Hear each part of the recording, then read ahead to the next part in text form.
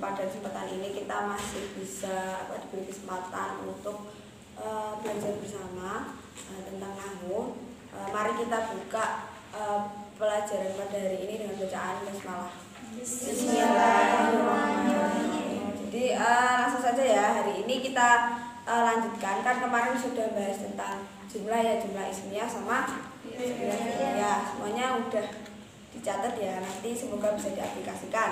Nah, untuk yang sekarang kita akan belajar mengenai perisiman. Nah, jadi berdasarkan kekhususannya, isim dibagi menjadi dua. Yang pertama isim ma'rifat, yang kedua isim nakirah. Kalau ma'rifat ini isim yang menunjukkan kekhususan, khusus ya, berarti ma'rifat itu khusus.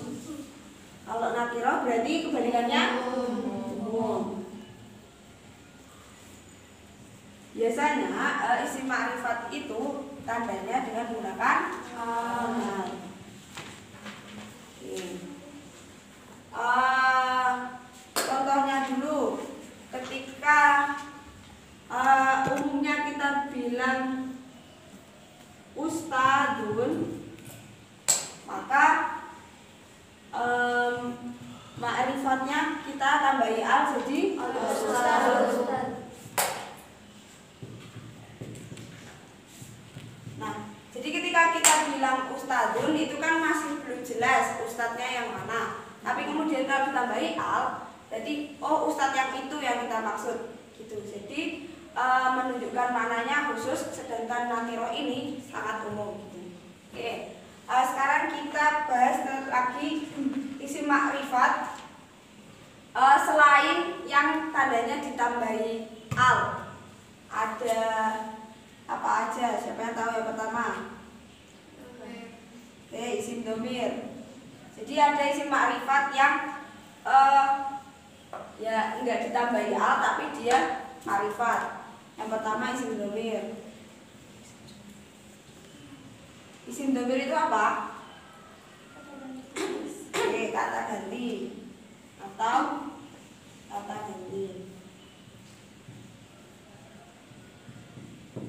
Contohnya domir dua, terus lima, ini sampai antas, rumah, antum, anak. Nah, ini berarti kalau misal kita pakai isim domir, pakai kata ganti, itu berarti isim domirnya itu termasuk isim ma'rifat, karena kan sudah jelas dia, berarti kita nunjuk orang kan, dia saya berarti kan sudah jelas saya. Tuh, baik betul? Oke, kemudian isim yang kedua, isyarah. Isim isyarah itu isim apa? Tunjuk. Oke.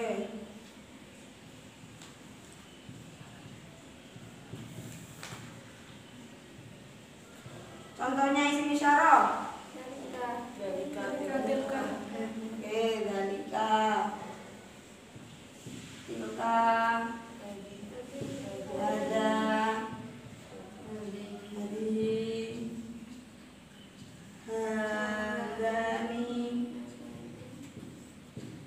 Dan lain sebagainya. Jadi kalau misal kita mau nunjuk papan tulis itu, orang itu, karpet itu, berarti ini termasuk isim isyarah. Isim isyarah termasuk dalam salah satu isim ma'rifat. Oke, paham betul? Kita lanjut ke yang ketiga. Isim apa lagi? Isim mausul.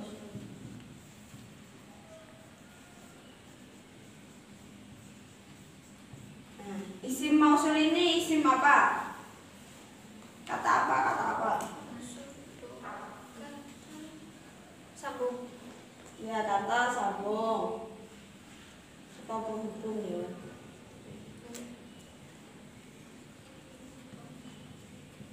Nah, jadi contohnya isim mausul.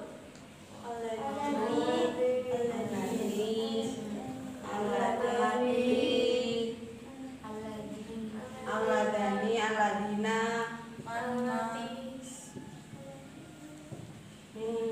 terus intinya yang aladi itu termasuk isim mausul. Nah, ini biasanya kan artinya yang ya, yang apa gitu. Jadi kalau di bahasa Indonesia kita kenal induk kalimat sama anak kalimat. Nah, jadi isim mausul ini nanti setelahnya itu punya sila. Jadi kita langsung ke contohnya aja ya. Misal kita bahasa Indonesia dulu, ada 2 kalimat. Murid itu telah datang. Terus murid itu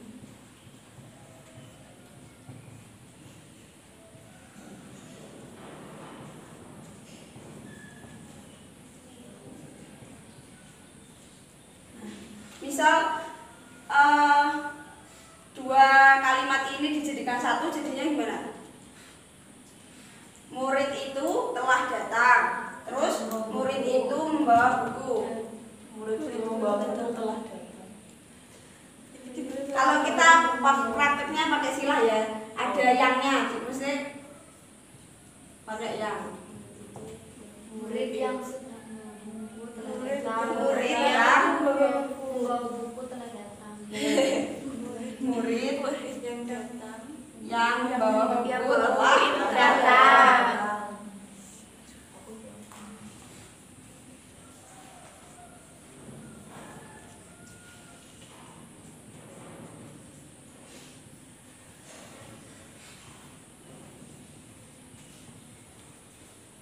Nah, ini praktek bahasa Indonesianya. Sekarang kita bahasa Arabkan. Murid itu telah datang. Apa bahasa Arabnya?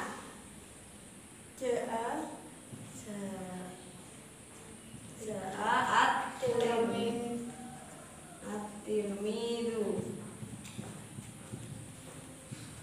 Terus murid itu membawa buku. At-tilmidu membawa apa? At-tilmidu yahmilu al-kitaban.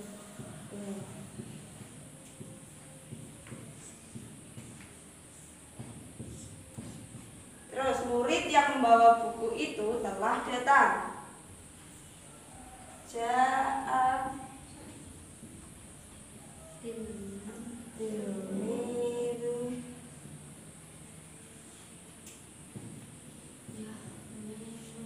Ditambahi isim mausul dulu alladzi.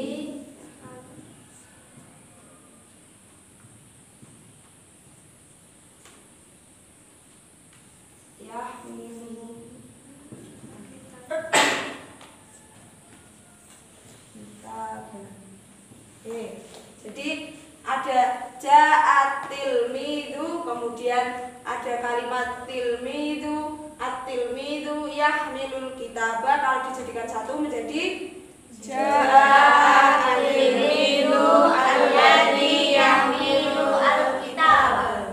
Jadi ini isim mausul. Paham tun? Paham. Ini bisa satu lagi isim yang ini ya di sini ya, enggak apa-apa. Oke, selanjutnya isim apa lagi yang masuk isim ma'rifat? Alam.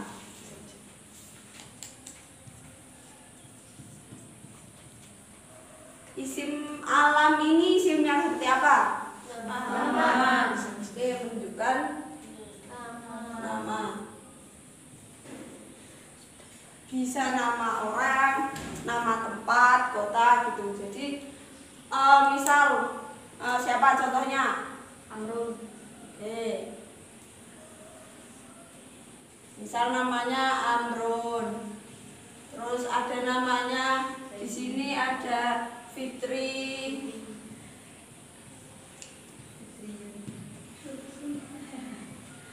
Nama orang ya. Terus Salatiga misal.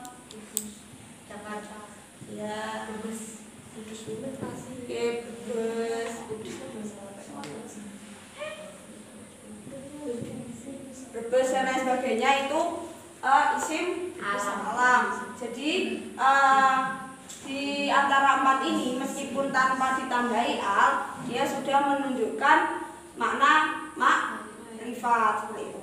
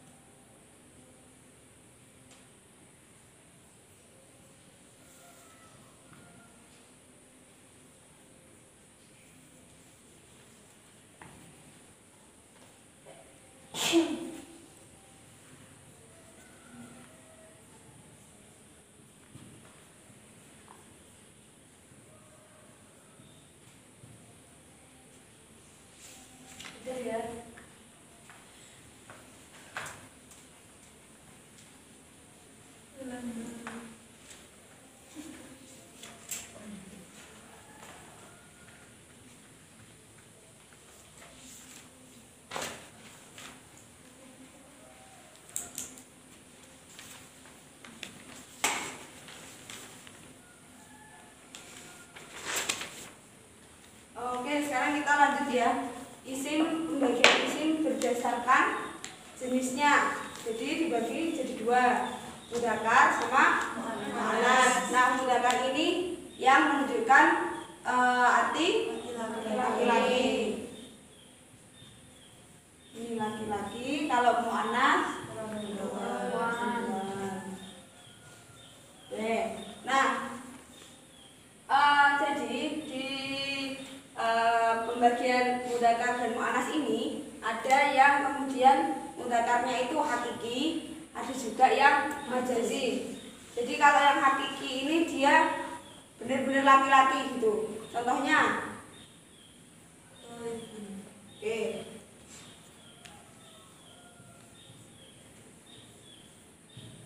tolibun. Nah, karena tolibun ini tentunya punya ciri-ciri fisik, biologis, apapun itu laki-laki, jadi dia mudzakarnya masuk yang hakiki. Kalau yang majazi itu yang dia nggak punya ciri-ciri fisik atau bisa dibilang untuk benda. Nah, misal benda yang mudzakkar, contohnya apa? Lafadznya secara lafadz.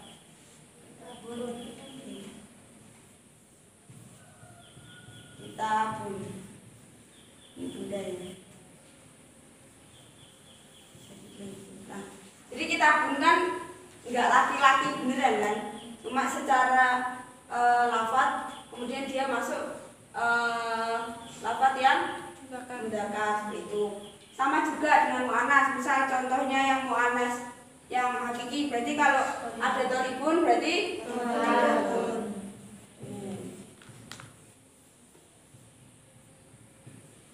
Kemudian yang majazi, nama benda langit. apa? Ardun itu mudzakkar atau muannats? Muannats. Ya, bisa, berarti ardun itu bisa juga masuk yang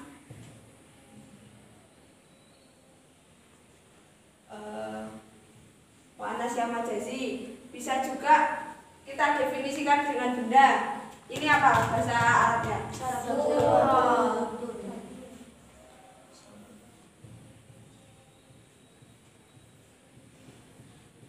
Jadi saburotun kan nggak punya, ya bukan perempuan, kemudian dia ada tanda-tanda mu'anas. Tandanya apa?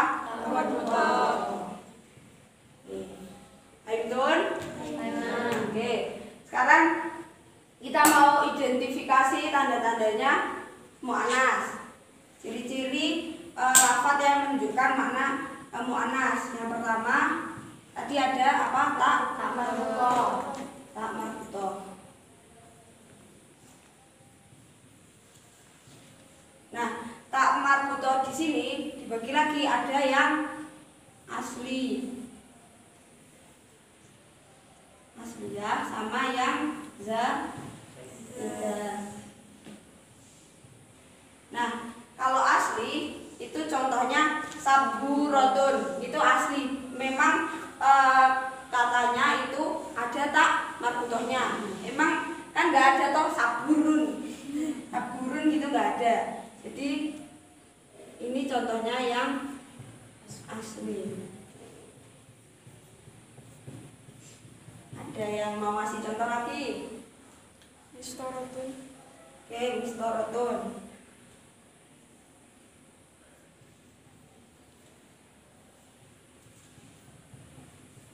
Nah, mistorotun, saburotun ini kan juga tuntunnya ini asli, bukan tambahan. Dia nggak punya mudzakarnya.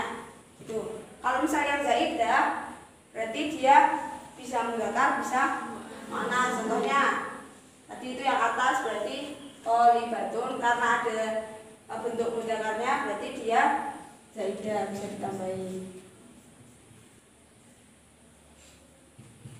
Ada lagi yang mau kasih contoh? Lebih batun.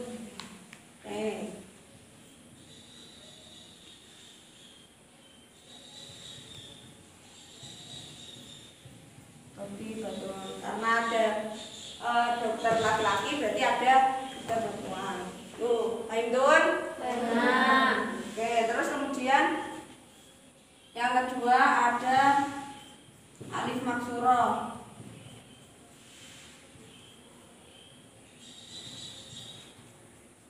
Contohnya itu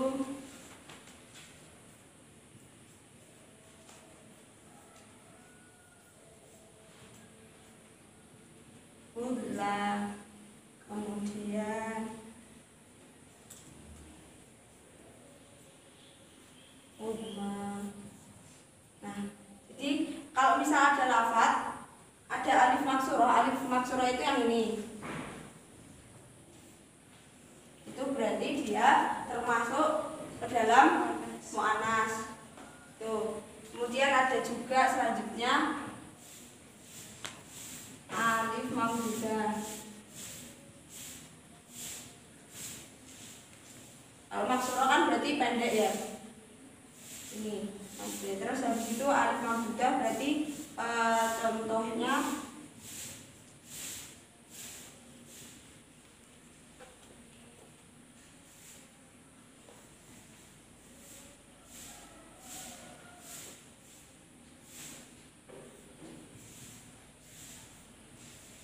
sohro'ah.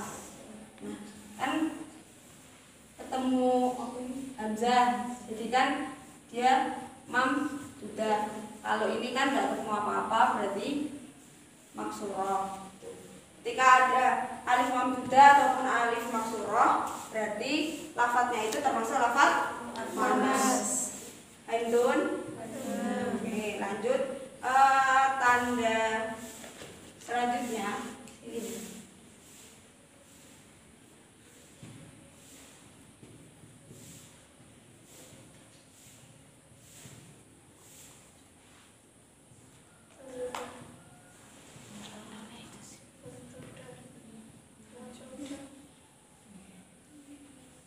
Oke, diakhiri dengan tani atau apa ya? Tak sama nun. Misal satu ustadz berarti satu ustadzah berarti ya, satu ustadzatun. Kalau misal dua berarti ustadzani.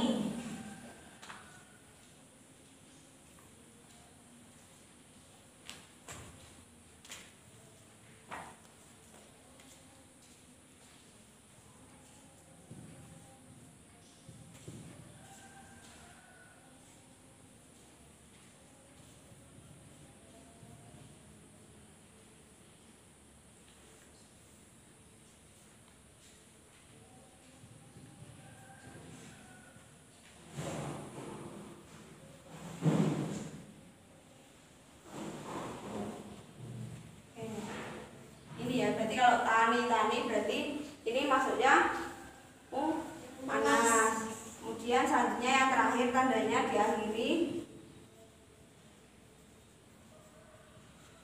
dengan alif ta.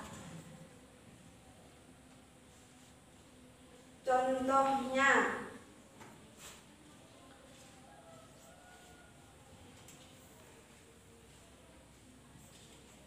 tolibatun. Anta kan aslinya tolibatun. Karena dia banyak berarti tolibat gitu.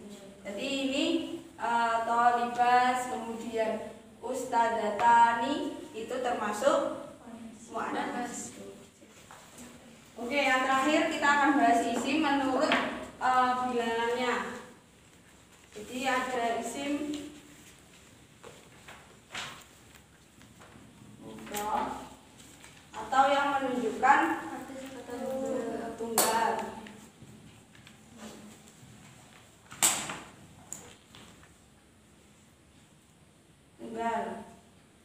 Contohnya,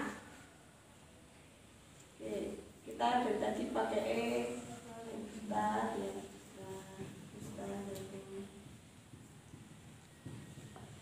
Intinya yang maknanya cuma satu orang, satu benda, itu berarti isim mufrad. Kemudian yang kedua tasniyah. Oh ya, ditambahan ya, untuk isim mufrad ini tidak diakhiri dengan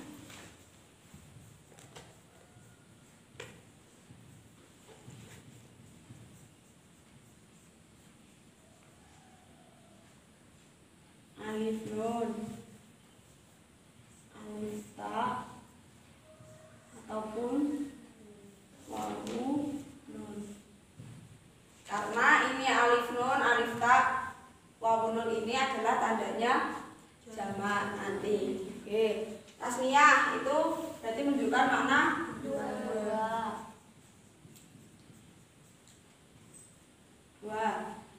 Dia diakhiri dengan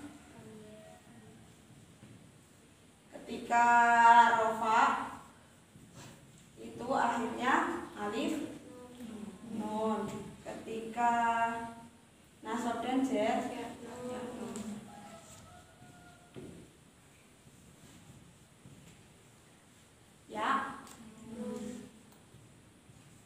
Oke, kemudian yang ketiga ini jamak. Berarti kalau ini satu, ini dua, kemudian jamak berarti banyak, tiga atau lebih. Nah, di jamak sendiri dibagi lagi, ada jamak mudzakkar salim.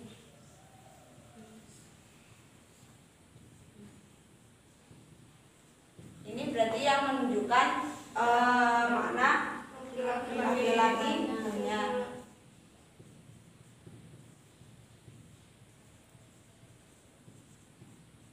Contohnya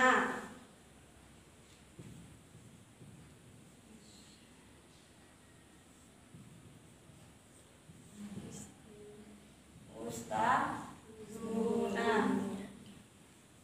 berarti ada tandanya wawu nun, ataupun ustadzina itu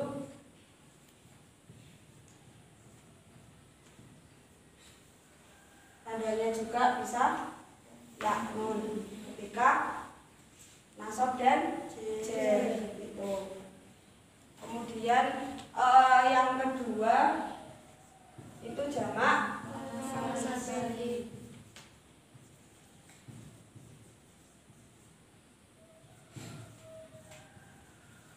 Nah, kalau mudzakkar salim laki-laki banyak, berarti kalau muannas perempuan banyak.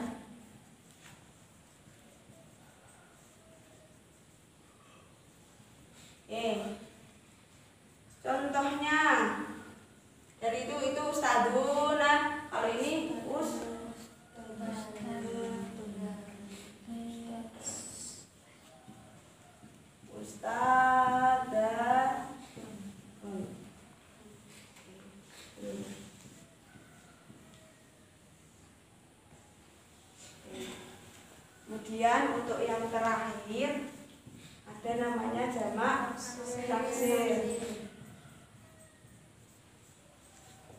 atau berarti dia kata benda yang menunjukkan tiga atau lebih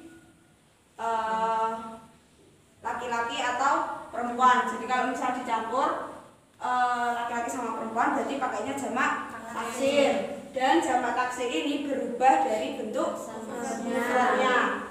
Misal ini kan misal contohnya ya rojulun, ini bentuk mufradnya kan rojulun. Tapi kemudian kalau ada banyak berarti jadinya rijalun. Terus kemudian ada lagi tolibun, kalau banyak menjadi tulang.